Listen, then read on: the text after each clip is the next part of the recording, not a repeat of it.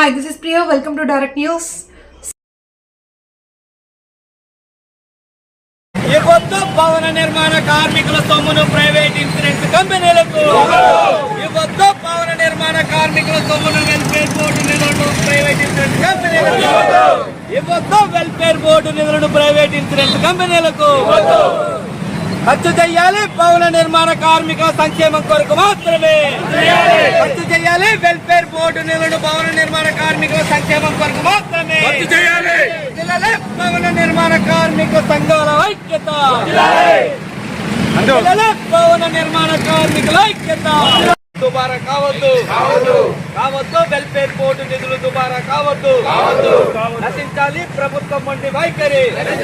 నశించాలి భవన నిర్మాణ కార్మికులపై ప్రభుత్వం వంటి వైఖరి. ఇవ్వాలి వెల్ఫేర్ బోర్డు నిధులను కార్మికుల సంక్షేమం కొరకు మాత్రమే. ఇవ్వద్దు ప్రైవేట్ ఇన్సూరెన్స్ కంపెనీకి వెల్ఫేర్ బోర్డు నిధులను.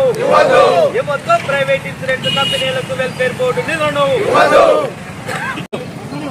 కార్మికుల కష్టాలకు కార్మికుల సంక్షేమానికి ఖర్చు చేయాల్సినటువంటి రాష్ట్ర ప్రభుత్వం ఇవాళ నిరుపయోగంగా ఉపయోగపడనటువంటి సిఎస్సి సంస్థలు సిఎస్సి హెల్త్ టెస్టుల పేరుతోటి ఒక్కొక్కరి నుండి 3,256 రూపాయలు ఖర్చు చేస్తూ అది కార్మికులకు ఉపయోగపడకోకుండా హెల్త్ టెస్టులు చేస్తున్నాయి.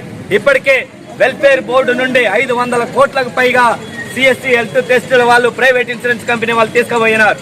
అలాగే దీనికి జోడుగా ఈరోజు ప్రమాదంలో మరణించినటువంటి కార్మికులు కానీ సహజ మరణంగా మరణించినటువంటి కార్మికులకు కానీ శాశ్వతంగా ఒక చెయ్యో కాలో తీసినటువంటి కార్మికులకు కానీ పాక్షికంగా కాలినటువంటి ఈ 4 సంక్షేమ పథకాలను ప్రైవేట్ ఇన్సూరెన్స్ కంపెనీలకు ఇచ్చి 346 కోట్లను ప్రైవేట్ ఇన్సూరెన్స్ కంపెనీకి దిక్కు దివాణా లేనటువంటి కంపెనీకి ఇచ్చి వెల్ఫేర్ బోర్డు నిధులను మొత్తం ఖాళీ చేస్తున్నారు.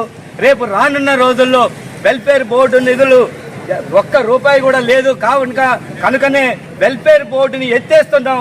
భవన నిర్మాణ కార్మికుల సంక్షేమం మాకు అవసరం లేదనేటట్టుగా ప్రభుత్వం చేస్తుంది. ఈ రోజు మనం ఉద్యమించకపోతే వెల్ఫేర్ బోర్డు కనుమరుగయ్యేటువంటి పరిస్థితి కనుక రేపు జరిగేటువంటి 28వ తారీఖున కలెక్టరేట్ ధర్నాని జయప్రదం చేయడం కొరకు ప్రతి ఒక్క కార్మికులు కదలాలని తెలియజేస్తూ, అలాగే ఏఐటీసీ భవన నిర్మాణ కార్మిక సంఘం జిల్లా అధ్యక్షులు జట్టి ప్రసాద్ గారిని మాట్లాడవలసిందిగా విజ్ఞప్తి చేస్తా ఉన్నాం.